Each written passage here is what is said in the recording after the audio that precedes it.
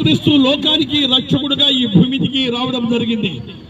ఆయన రక్షకుడుగా వచ్చి మనుషులందరి పాపములు ఆ కల్వరి శిలువ మీద ఆయన భరించి ఆ గొల్గొతా కొండ మీద ఆ కపాలమనే స్థలం మీద ఆయన ఆకాశం భూమి వృద్ధిని వేలాడి తన పరిశుద్ధమైన రక్తము చిందించి మరణించి సమాధి చేయబడి మూడవ దినమున సజీవుడికి లేచాడు. సజీవుడైన యేసుక్రీస్తు ప్రభు సెలవిస్తున్నాడు.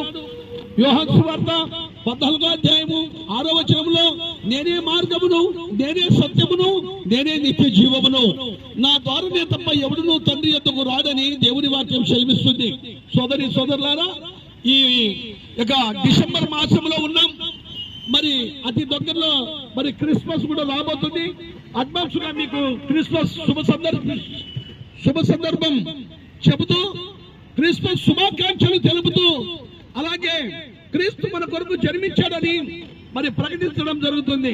ఎందుకంటే క్రీస్తు సజీవుడు, పునరుత్థానము, ఆయన మనుషులందరి కొరకు మరణించాడు, సమాధి చేయబడ్డాడు.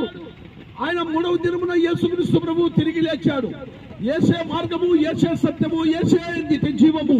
అలాంటి గొప్ప దేవాది దేవుడైన యేసుక్రీస్తును మనము ప్రకటించుటూ ఏ దేవుని మరి మరి లేఖనాలు అలా సెలవిస్తున్నాయి. అందుకని మీరందరూ కూడా వెళ్ళేవారు. గ్యారెంటీ లేని బ్రతుకులు ఎప్పుడు ఏం జరుగుతుందో తెలియదు. మనం ఇంతలోనే కనబడి అంతలోనే మాయమైపోవు ఆవిరి వంటి వారే. రేపేమి సంభవించునో మీకు తెలియదు. దేవుని వాక్యం సెలవిస్తుంది. లేఖనముల ప్రకారం యేసుక్రీస్తు ప్రభు ఈ భూమికి రావడం జరిగింది.